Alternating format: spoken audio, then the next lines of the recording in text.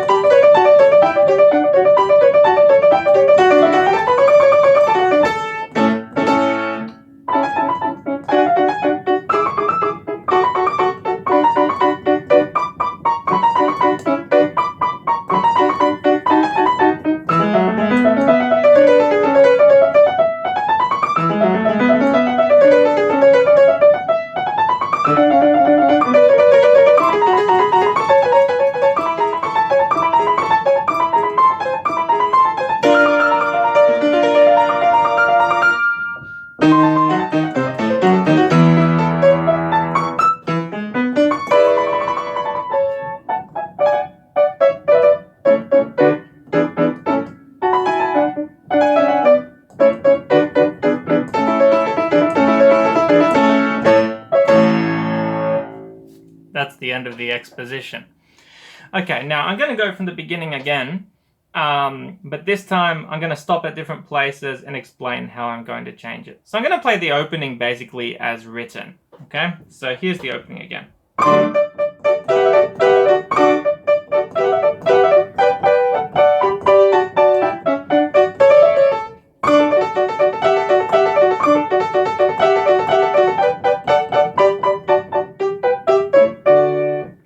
Now, I just played that staccato on accident. Now, because we've already heard that 3 times, because we heard it twice at the beginning, and we heard it once again at the beginning here, what we're going to do is I'm actually going to change it. So I'm going to keep the notes the same, but instead of going, I'm going to break up the notes in the right hand and go, and this perhaps adds a little bit of charm and energy as well. So I'll go from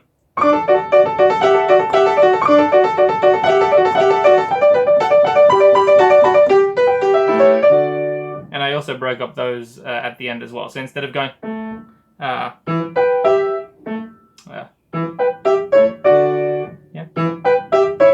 I went, okay, and that's something that is very, it's small, but it adds a bit of charm, and if it's played with some extra care, it can actually sound very beautiful and creative and spontaneous as well. But these are decisions I'm actually premeditating. But yes, so I have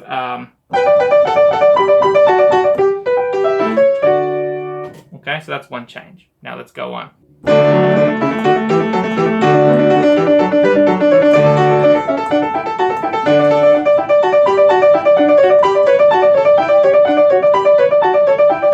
I'll stop there. Now all of that was as I played it before, so I'm going to change it a little bit. I'll play this part the same.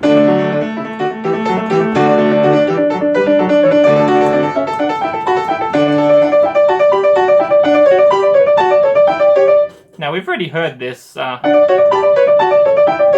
what I'm going to do is, in order to preserve that energy, I'm going to still have the left hand going, but that doesn't have the, but I want to change what's happening in the right hand and move it up a little bit. So what I'm going to do is I'm going to have a pattern in the left hand that's going to change it a little bit. I'm going to add something else. So the left hand is going to go, which is sort of like what we had. So, and what I'm going to do here is, I like this, it sort of creates a sense of anticipation. So I'm going to go, okay, and this is just a change that adds a little bit of something to it. So immediately following that, we had this in the music. Now what I'm going to do, instead of having that same run, I'm going to go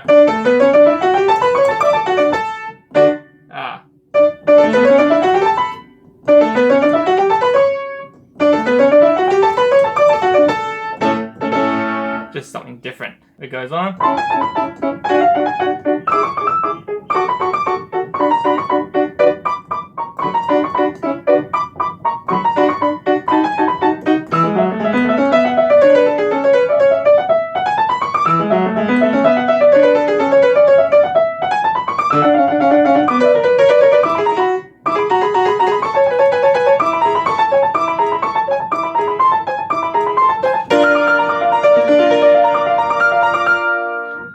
Keep all of that as written. Now going on from there, what we had in the music was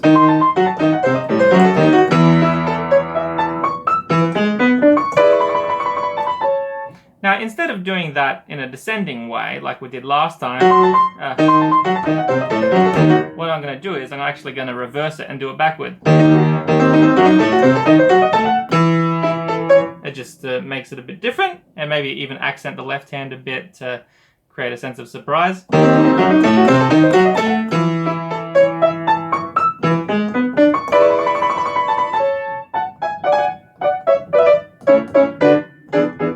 Now last time this went, etc. Now, in order to make this different, I'm actually going to use something that sounds a little bit like Beethoven and make some use some octave runs. So instead of going, I'm actually going to go like that.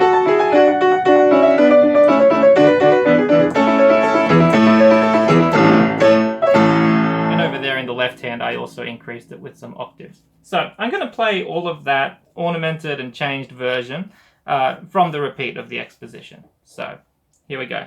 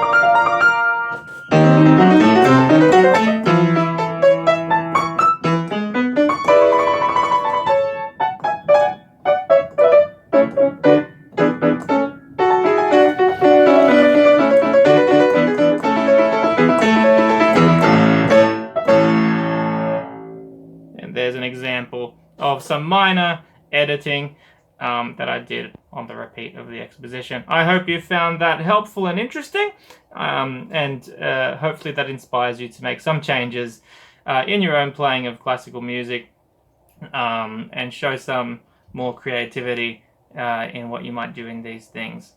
All blessings!